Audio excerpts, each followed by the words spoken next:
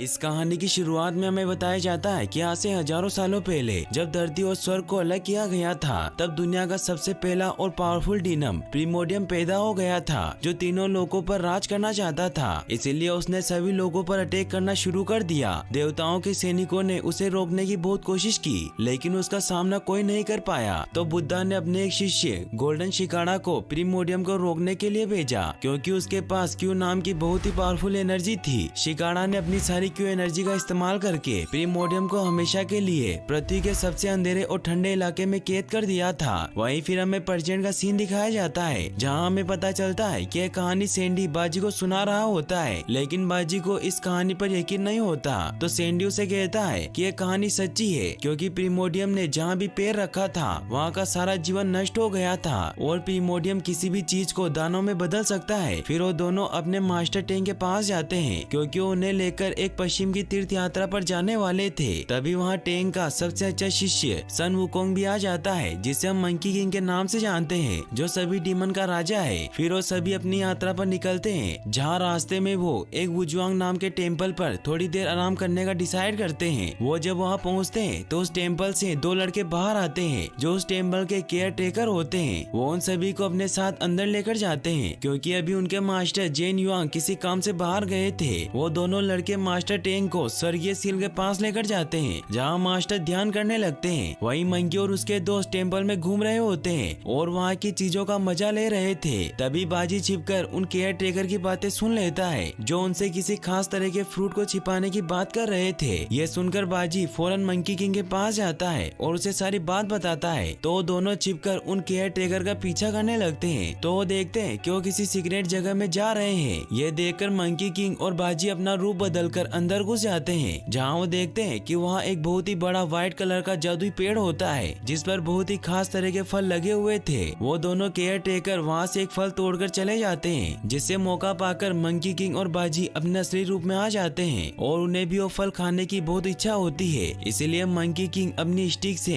एक फल को तोड़ लेता है, लेकिन वो फल जमीन पर नीचे जाकर गिर जाता है। बाजी उस फल को पकड़ने जाता है, लेकिन तभी वो फल जमीन में कहीं गायब हो जाता है। बाजी उस फल को ढूंढने की काफी कोशिश करता है, लेकिन उसे कुछ नहीं मिलता। तभी मंकी किंग को वहाँ डीमन एनर्जी का एहसास होता है, इसीलिए अपनी पावर का यूज करके एक क्रिएचर को बाहर निकाल लेता है, और मंकी किंग उस पर बहुत गुस्सा होता है कि तुमने मेरा फल चुरा लिया। तो क्रिएचर उसे बताता है कि मैंने कुछ नहीं किया, बल्कि ये सभी जादुई फल है, जो जमीन पर लगते ही गायब हो जाते हैं, क्योंकि ये फ्रूट्स 10,000 सालों में सिर्फ एक बार उगते हैं, और अगर तुम इन फल को खा लो तो तुम 47,000 सालों तक जीवित रह सकते हो। ये सुनते ही मंकी किंग उस फल को खाने के लिए बहुत उत्सुक हो जाता है, और वो उस क्रिएचर की पूरी बात सुने बगैर ही उस फल को तोड़ने के लिए चला जाता है। फिर हमें दिखाया जाता है कि मंकी किंग उस पेड़ से 3 फल तोड़कर ले आता है, और वो तीनों दोस्त मिलकर एक एक फल खा लेते हैं। लेकिन तभी वो दोनों केयर टेकर उनकी बातें सुन लेते हैं, जिससे उन्हें उन पर शक होता है। इसीलिए वो जादुई पेड़ के पास जाकर वहाँ अपने फ्रूट्स चेक करने लगते हैं। तो वो देखते हैं कि वहाँ 4 फ्रूट्स कम होते हैं। इससे उन्हें बहुत गुस्सा आता है, और वो मंकी किंग और उसके दोस्तों पर चोरी का इल्जाम लगा देते हैं। तभी मास्टर टेंग भी वहाँ आ जाते हैं, जो उन्हें कहते हैं कि यहाँ क्या चल रहा है। तो दोनों केयर टेकर उन्हें कहते हैं कि आप दिखावा मत कीजिए, हम जानते हैं कि आप भी इनके साथ मिले हुए हैं। तो मंकी उन्हें कहता है कि मेरे मास्टर ने कुछ नहीं किया, वो फ्रूट्स मैंने तोड़े थे, इसीलिए अगर तुम्हें पनिश करना है तो मुझे पनिश करो। तो दोनों लड़के मंकी किंग पर अटैक कर देते हैं। मंकी किंग उनसे बचता जाता है। मास्टर टेंग उन दोनों लड़कों से कहते हैं कि मंकी किंग को परेशान मत करो। तो दोनों मास्टर से कहते हैं कि आप भोला बनने का दिखावा मत कीजिए, हम जानते हैं कि आपने भी वो जादुई फल खाया है। तो मंकी किंग को इससे बहुत ज्यादा गुस्सा आने लग जाता है, क्योंकि वो अपने मास्टर की बेइज्जती बर्दाश्त नहीं कर सकता था। इसलिए वो उन दोनों को गुस्से में कहता है कि अब मैं तुम्हारे पेड़ को ही नष्ट कर दूंगा। टेंग उसे शांत करने की कोशिश करते हैं, लेकिन वो दोनों लड़के मंकी किंग का मजाक उड़ाने लगते हैं कि तुम एक मामूली राक्षस हो, जो बुराई के सिवा कुछ नहीं कर सकता। तो मंकी किंग को इससे बहुत गुस्सा आता है, और वो अपनी मैजिकल स्टिक बाहर निकालकर उस पेड़ को डिस्ट्रॉय करने के लिए चला जाता है। वो उस पेड़ के पास जाकर सारे फ्रूट्स को तोड़कर नीचे गिरा देता है, जिससे वो सभी फ्रूट्स नीचे गिरकर गायब हो जाते हैं। केयर टेकर मंकी किंग को रोकने की कोशिश करते हैं, लेकिन वो कुछ नहीं कर पाते। फिर मंकी किंग अपनी स्टिक का साइज बहुत बड़ा करके उस पेड़ को पूरी तरीके से तोड़ देता है। तभी जेन युआंग भी अपने शिष्यों के साथ वहाँ आ जाते हैं, और वो अपने सभी शिष्यों को जादुई पेड़ के चारों तरफ एक कवच बनाने को कहते हैं, ताकि उसके अंदर के शैतान को बाहर आने से रोक सके। वो सभी शिष्य मिलकर एक बहुत ही जटिल सुरक्षा कवच बना लेते हैं। तभी मास्टर टेंग जेन युआंग से माफी मांगते हैं कि मेरे शिष्यों से गलती हो गई, लेकिन जेन युआंग उन्हें कहते हैं कि इन्हें इनके किए की सजा जरूर मिलेगी। ये कहकर वो मंकी किंग और उसके दोस्तों पर अटैक कर देते हैं, जिससे उन चारों के बीच फाइट होना स्टार्ट हो जाती है। तभी वो कवच क्रैक होने लगता है और प्रीमोडियम धरती की गहराइयों से बाहर निकल आता है। वो जैसे ही बाहर निकलता है तो उसकी नजर टेंग पर पड़ती है, जिससे उसे लगता है कि वो गोल्डन शिकारा है, इसलिए वो उसे पकड़कर अपने साथ ले जाता है। वहीं मंकी किंग और जेन युआंग के बीच अभी भी फाइट चल रही होती है और जेन युआंग इस फाइट को रोकने के लिए मंकी किंग और उसके दोस्तों को एक शील्ड में बंद कर देते हैं। मंकी किंग उस शील्ड को तोड़ने की बहुत कोशिश करता है, लेकिन वो उस शील्ड को नहीं तोड़ पाता। जेन युआंग उसे बताते हैं कि तुमने बहुत बड़ा अपराध किया है, क्योंकि ये कोई आम पेड़ नहीं था, बल्कि इसे क्यू ऊर्जा द्वारा बनाया गया था और इसके नीचे बहुत ही खतरनाक शैतान प्रीमोडियम कैद था, लेकिन तुम्हारी गलती की वजह से वो आजाद हो गया। तो मंकी किंग उसे कहता है कि वो सिर्फ एक मॉन्स्टर ही तो है, इसीलिए मैं अपने मास्टर को बचाने जा रहा हूँ। तो जेन युआंग उसे कहते हैं कि कहना बहुत ही आसान होता है, लेकिन करना उतना ही मुश्किल, क्योंकि 3 दिन बाद प्रीमोडियम अपने पुराने शक्तिशाली रूप में वापस आ जाएगा और वो तुम्हारे मास्टर को निगल लेगा, क्योंकि तुम्हारे मास्टर टेंग ही गोल्डन शिकारा के 10वें अवतार है। इसीलिए अगर उसने तुम्हारे मास्टर की शक्तियाँ हासिल कर ली तो वो बहुत ताकतवर हो जाएगा, जिसे कोई रोक नहीं पाएगा और वो तीनों लोगों को अपने वश में कर लेगा। तो मंकी किंग उन्हें कहता है कि ऐसा कोई डीमन नहीं है जिसे मैं वश में नहीं कर सकता, इसीलिए मैं अपने मास्टर को बचा लूंगा। तो जेन युआंग उसे एक मौका दे देते हैं। फिर मंकी किंग अपने दोस्तों के साथ वहाँ जाने की तैयारी करने लगता है। तभी हमें दिखाया जाता है कि उस जादुई पेड़ से क्यू एनर्जी निकलकर मंकी किंग के बैग में उनके साथ चली जाती है। वहीं दिखाया जाता है कि प्रीमोडियम टेंग को लेकर एक माउंटेन की तरफ बढ़ रहा होता है और उसके रास्ते में जितने भी जीवित जीव जंतु आते हैं उन्हें उसकी डार्क एनर्जी उन्हें डीमन में तब्दील कर देती है। प्रीमोडियम जब उस पहाड़ तक पहुंचता है तो वहाँ बहुत सारे डीमन उस पर अटैक करने आने लगते हैं, लेकिन जब प्रीमोडियम उन डीमन के लीडर को बताता है कि वो प्रीमोडियम है तो वो सभी डरकर उसके सामने घुटने टेक लेते हैं। फिर वो सभी को कहता है कि जब तक मैं अपने असली रूप में नहीं आ जाता तब तक तुम इस मोंग का ख्याल रखना। फिर वो डीमन टेंग को लेकर अपने साथ चले जाते हैं। तभी उन डीमन का लीडर प्रीमोडियम को कहता है कि इस मोंग का शिष्य सन वुकोंग बहुत ही शक्तिशाली है, क्योंकि वो सभी डीमन का राजा है जिसने 500 सालों पहले स्वर्ग के मंदिर में आतंक मचाया था। तो प्रीमोडियम उसे कहता है कि मेरे अलावा यहाँ कोई राजा नहीं हो सकता और वो गुस्से में उसे वहाँ से दूर फेंक देता है। वहीं दिखाया जाता है कि मंकी किंग अपने साथियों के साथ आगे बढ़ रहा होता है। वो एक जगह पर आराम करने के लिए रुकते हैं। तभी वहाँ वो क्यू एनर्जी उनके बैग से निकलकर बाहर आ जाती है, जिससे उन सभी को लगता है कि वो एक डीमन है, लेकिन तभी वो क्यू एनर्जी ह्यूमन फॉर्म में चेंज हो जाती है और वो उन्हें बताती है कि मैं कोई डीमन नहीं हूँ, बल्कि मैं वही क्यू एनर्जी हूँ जिसने प्रीमोडियम को पकड़कर उस पेड़ के नीचे सील कर दिया था। लेकिन मंकी किंग को उसकी बातों पर विश्वास नहीं होता, इसीलिए उसे दूर फेंक देता है। फिर वो जमीन से उसी क्रिएचर को दोबारा बाहर निकालता है और उसे पूछता है कि मुझे बताओ कि प्रीमोडियम कहाँ छुपा हुआ है। तो वो क्रिएचर उसे बताता है कि माउंटेन कोड का इलाका है जो सारी जगहों के बारे में जानता है, इसीलिए उसके टेम्पल से ही तुम्हें प्रीमोडियम के ठिकाने का पता चल सकता है। फिर वो ये भी बताता है कि तुम क्यू एनर्जी की मदद से प्रीमोडियम को मार सकते हो, इसीलिए तुम्हें उसकी मदद लेनी चाहिए। लेकिन मंकी किंग उसकी बात नहीं सुनता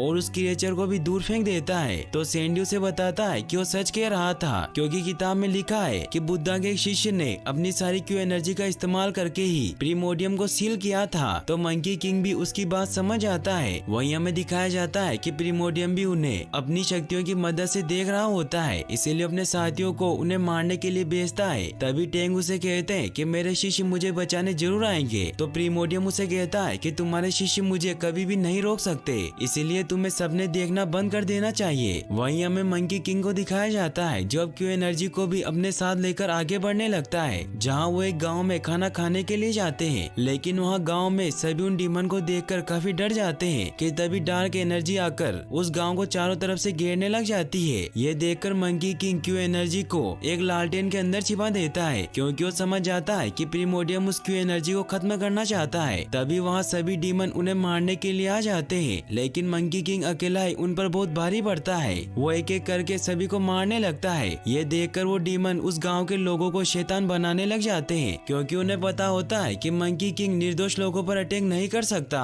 तो मंकी किंग अपनी पावर से उन सभी इंसानों को फ्रीज कर देता है। तभी उन डीमन का लीडर उस क्यू एनर्जी वाली लालटेन को लेकर वहाँ से भागने लगता है। यह देखकर मंकी किंग उस पर अटैक कर देता है और क्यू एनर्जी को बचा लेता है। लेकिन तभी वहाँ और डीमन भी आ जाते हैं जो उस क्यू एनर्जी के पीछे पड़ जाते हैं। ये देखकर मंकी किंग पूरे टावर को ही 2 हिस्सों में काट देता है, जिससे वो सभी डीमन उस मीनार के नीचे दब जाते हैं। क्यू एनर्जी को उन मासूम लोगों के लिए बहुत बुरा लगता है जो अब डीमन बन गए थे, इसीलिए क्यू एनर्जी नीचे आकर अपनी पावर की मदद से उन सभी इंसानों को सही कर देती है। ये देखकर मंकी किंग और उसके दोस्त हैरान रह जाते हैं, लेकिन इससे क्यू एनर्जी बहुत कमजोर हो जाती है। मगर जब वो वापस से फ्रूट्स खाती है तो उसकी एनर्जी वापस आ जाती है। इन सब से मंकी किंग और उसके दोस्त उसे काफी पसंद करने लगते हैं। वहीं फिर हमें दिखाया जाता है कि उन सभी डीमन का लीडर जब प्रीमोडियम के पास जाकर उन्हें बताता है कि मैं उस क्यू एनर्जी को मारने वाला था, लेकिन तभी मंकी किंग ने मुझे रोक लिया। तो प्रीमोडियम उसे कहता है कि तुम कुछ काम के नहीं हो। ये कहते ही वो उसे खा जाता है और फिर अपने अंदर से डार्क शेडो निकालकर उसे मंकी किंग को खत्म करने के लिए भेजता है। वहीं मंकी किंग अपने साथियों के साथ माउंटेन गोड के इलाके में पहुंच जाता है, लेकिन वहाँ कोई नहीं होता, सिर्फ वहाँ माउंटेन गोड का स्टेचू होता है। तभी वो डार्क शेडो आकर माउंटेन गोड के स्टेचू को अपने वश में कर लेती है, क्योंकि अभी माउंटेन गोड की आत्मा वहाँ नहीं होती, जिससे माउंटेन गोड मंकी किंग पर अटैक करने लगते हैं। वो अपने रकून डॉग से उन तीनों पर अटैक कर देता है। मंकी किंग उस रकून डॉग को मारने की बहुत कोशिश करता है, लेकिन उसे नहीं मार पाता। तो सैंडी अपनी बुक में देखकर बताता है कि इस रकून डॉग को सिर्फ मुंह बांधकर ही मारा जा सकता है। तो मंकी किंग अपने कुछ बाल तोड़कर उस रकून का मुंह बंद कर देता है, जिससे वो सिकुड़ कर मर जाता है। फिर मंकी किंग माउंटेन गोड पर अटैक करके उसे बेहोश कर देता है, जिससे उसके अंदर से सभी डार्क एनर्जी बाहर निकल आती है, जो उस पूरे टेम्पल को डिस्ट्रॉय कर देती है। वो क्यू एनर्जी पर भी अटैक करने की कोशिश करती है, लेकिन क्यू एनर्जी अपनी पावर से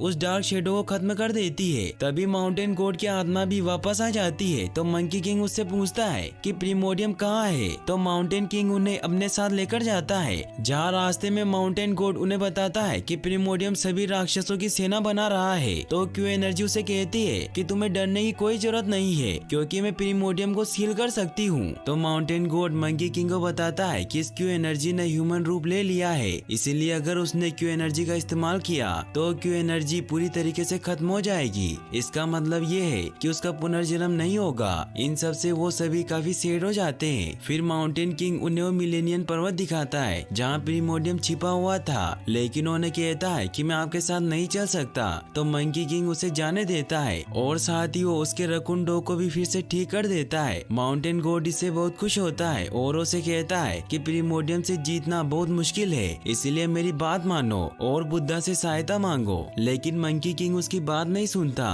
तो वहाँ से चला जाता है। वहीं हमें दिखाया जाता है कि सभी ताकतवर डीमन मिलेनियम पर्वत पर इकट्ठा होते हैं, क्योंकि अब वो वक्त आ गया था जब प्रीमोडियम अपने असली रूप में आने वाला था और कुछ ही देर में प्रीमोडियम अपने असली रूप में आ जाता है। वहीं हमें दिखाया जाता है कि मंकी किंग और उसके साथी एक जगह पर आराम करने के लिए रुकते हैं, क्योंकि वो सब नहीं चाहते थे कि क्यू एनर्जी प्रीमोडियम से लड़ते वक्त मारी जाए, इसीलिए उसे वहीं सुलाने की कोशिश करते हैं। लेकिन क्यू एनर्जी को नींद नहीं आ रही थी। वो मंकी किंग से कहती है कि अब तो हम दोस्त बन गए हैं, इसीलिए तुम मेरा नाम रख सकते हो। तो मंकी किंग उसका नाम फ्रूटी रखता है। क्यू एनर्जी को भी वो नाम बहुत अच्छा लगता है। फिर वो मंकी किंग से पूछती है कि तुम्हारा नाम सन वुकोंग किसने रखा था। मंकी किंग उसे कहता है कि मेरा ये नाम मेरे मास्टर ने रखा था, क्योंकि मेरे कोई माँ बाप नहीं है, मैं पत्थर से पैदा हुआ था, इसीलिए तुम चुपचाप सो जाओ, क्योंकि मैं एक बुरा डीमन हूँ जो बुराई के सिवा कुछ नहीं कर सकता। तो फ्रूटी उसे कहती है कि तुम बुरे नहीं हो, तुम एक अच्छे डीमन हो। साथ ही वो उसे ये भी कहती है कि हम दोनों मिलकर प्रीमोडियम को हरा देंगे और तुम्हारे मास्टर को आजाद कर लेंगे। तो मंकी किंग उससे वादा करता है कि हम साथ में प्रीमोडियम से लड़ेंगे। तो फ्रूटी से बहुत खुश होती है। फिर वो वहाँ एक चट्टान पर जाकर सो जाती है। तो मंकी किंग उसके चारों तरफ एक कवच बना देता है ताकि उसे कोई नुकसान न पहुँचा सके,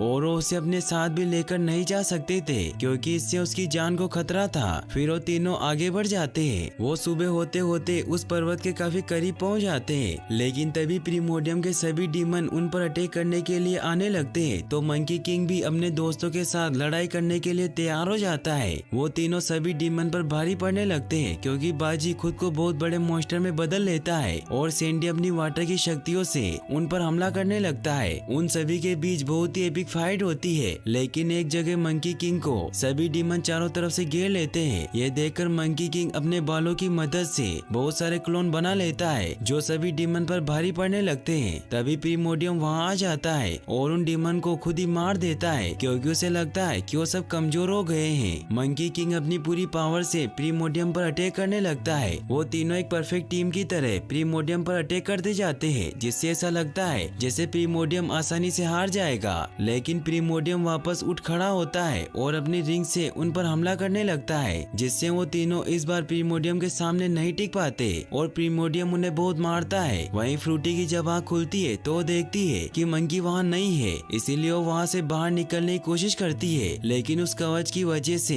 वो बाहर नहीं निकल पाती। तभी मंकी बहुत इंजर्ड हुआ उसके पास आकर गिरता है और प्रीमोडियम उसे मारने लगता है, लेकिन तभी उसके दोस्त उसे बचाने आते हैं, मगर प्रीमोडियम उन दोनों को ही जान से मार देता है और मंकी किंग चाहकर भी उन्हें नहीं बचा पाता क्योंकि वो बहुत बुरी तरीके से इंजर्ड हो चुका था। फिर प्रीमोडियम फ्रूटी को खत्म करने के लिए उसके चारों तरफ बने कवच को तोड़ने लगता है, तो मंकी किंग उसे रोकने की बहुत कोशिश करता है, लेकिन प्रीमोडियम वो कवच तोड़ देता है। ये देखकर मंकी फ्रूटी को वहाँ से भागने को कहता है। फ्रूटी उसकी ये हालत देखकर रोने लग जाती है। तभी प्रीमोडियम टैंक को भी वहाँ ले आता है और वो मंकी किंग के सामने ही टैंक की पावर को अपने अंदर खींच लेता है, जिससे टैंक की आत्मा भी निकल जाती है। इससे फ्रूटी काफी सैड हो जाती है और वो अपनी पावर मंकी किंग को देने लगती है, लेकिन मंकी किंग पावर लेने से मना कर देता है। तभी प्रीमोडियम फ्रूटी को पकड़ लेता है और वो मंकी किंग से कहता है कि तुम डीमन के राजा बनने के बिल्कुल लायक नहीं हो, इसीलिए अपनी हार मान लो। लेकिन मंकी किंग उसे कहता है कि हार मानने से अच्छा मैं मरना पसंद करूंगा। इससे प्रीमोडियम को और ज्यादा गुस्सा आ जाता है और वो मंकी किंग को बहुत बुरी तरीके से मारने लगता है। ये देखकर फ्रूटी को भी बहुत गुस्सा आ जाता है और वो अपनी पावर से प्रीमोडियम पर अटैक करने लग जाती है और उसे पूरी तरीके से पकड़ लेती है। लेकिन तभी प्रीमोडियम अपनी सारी पावर को एक्टिवेट कर लेता है क्योंकि अब उसके पास टैंक की भी पावर आ गई थी और वो अपनी सारी पावर से फ्रूटी पर अटैक कर देता है, जिससे फ्रूटी दूर जाकर गिरती है और उसकी सोल निकलकर मंकी किंग के अंदर चली जाती है, जिससे मंकी में फिर से जान आ जाती है और उसका स्टोन हार्ट बहुत तेजी से धड़कने लग जाता है और अब मंकी किंग अपने रुद्र रूप में आ जाता है। फिर उन दोनों में बहुत ही एपिक फाइट स्टार्ट होती है, जिससे अब मंकी किंग प्रीमोडियम पर भारी पड़ता है और उसके हाथ पैर तोड़ देता है। फिर मंकी किंग अपनी स्टिक का साइज बढ़ा करके प्रीमोडियम को पूरी तरीके से मार देता है, जिससे अब प्रीमोडियम की सारी डार्क शेडो भी गायब हो जाती है। फिर दिखाया जाता है कि फ्रूटी की क्यू एनर्जी बाजी और सैंडी को फिर से ठीक कर देती है और अब उनके मास्टर भी वापस आ जाते हैं जो उन तीनों को आशीर्वाद देते हैं और ये मूवी यहीं पर एंड हो जाती है। फिर हमें इस मूवी के पोस्ट क्रेडिट सीन को दिखाया जाता है जहां उस जादुई पेड़ को सही करने के लिए एक देवी प्रकट होती है जो मंकी किंग के पास मौजूद फ्रूटी के पत्ते से उस पेड़ को वापस सही कर देती है और यहीं पर ये मूवी फाइनली एंड हो जाती है। और गाइस, अगर आप ऐसी और वीडियोस देखना चाहते हैं तो मुझे कमेंट बॉक्स में जरूर बताएं और वीडियो को लाइक और चैनल को सब्सक्राइब करने के लिए आपका तहे दिल से शुक्रिया। Thanks for watching.